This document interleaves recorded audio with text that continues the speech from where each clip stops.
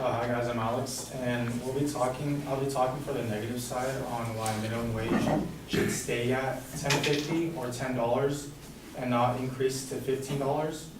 So my first topic is minimum wage. It creates job loss. David McPherson of Trinity University analyzed employment data over the late 1990s with a specific focus on industries with higher percentage of lower paid employees. They found that 10% increase in minimum wage causes nearly 5% reduction in employment. And with that, job cuts in industry don't happen because businesses are mean-spirited, but rather a narrow profit margin that provides little room to absorb that cost of a mandate. So what that means is, like, in order to keep up with minimum wage and their employees, what they have to do to stay in profit is either reduce staff or replace staff members with technology of some sort, which is why, like, we're in the new era and people are getting replaced by robots in factories. And then a study by the EPI, Employment Policies Institute, goes into a longer-term look at California with minimum wage, proving that the state's minimum wage began to deviate significantly from the federal standard in the late 1990s. And a summary published by the Federal Reserve Bank of San Francisco, the overall body of recent evidence suggests that the most credible conclusion is a higher minimum wage equals in some job loss for the least skilled workers. So minimum wage doesn't necessarily mean cutting people from work, but people, when companies are hiring, and they have to hire people who are more skilled, which is why that creates the gap of job loss. And then my second point, I'm just going to explain inflation. So what is inflation? A quantitative measure of the rate at which the average price level of a basket of selected goods and services in the economy increases over a period of time. It is the constant rise in the general level of prices or a unit of currency buys less than what it did previous periods.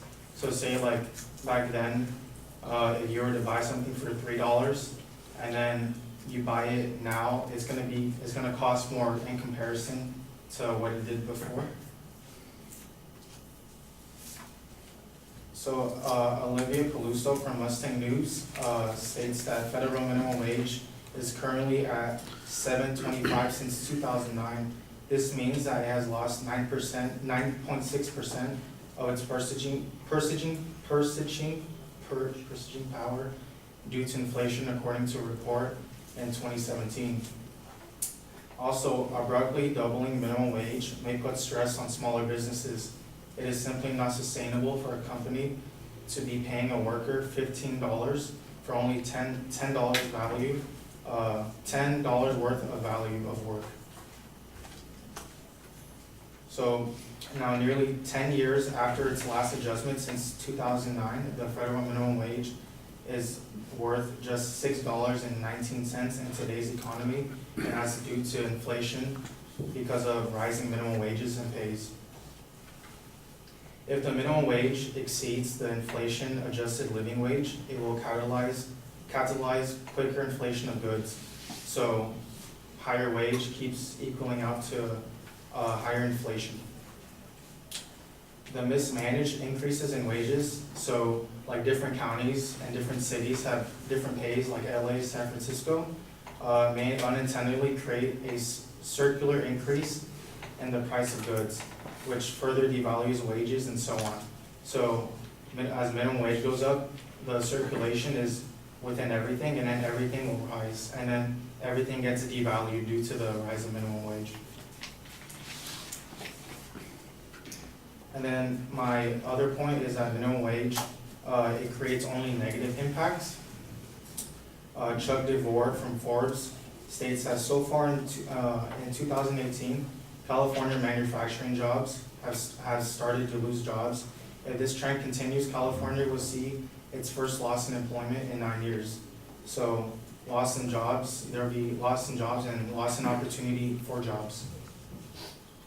After the Great Recession in 2009, manufacturing jobs were steadily recovering up until 2017, which is when minimum wage began, the law passed for minimum wage to increase. So that proves that, that minimum wage will affect any other like job, even if it's not minimum wage pay. Also, California minimum wage increases taxes. Taxes hitting taxpayers almost 14 billion for public schools and teachers and other government employees. So minimum wage also increases tax on the people or taxpayers. And then restaurant business online reported nearly 1 of 10 in areas with a recently increased minimum wage have closed in operation since the cost hike, and 71% have attempted to pass along the rise to customers by raising menu prices. So for companies to make more money, they have to increase prices due to the minimum wage. Maybe like you guys can see that now if you guys go to McDonald's, their dollar menus changed. Not everything's $1 anymore. It went up in price. And then the rapidly increased minimum wage has a negative impact on the job market, leading to employment for fewer people according to findings from UCR studies.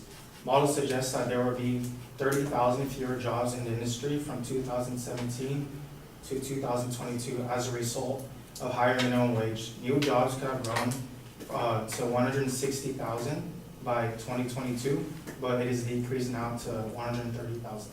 Thank you.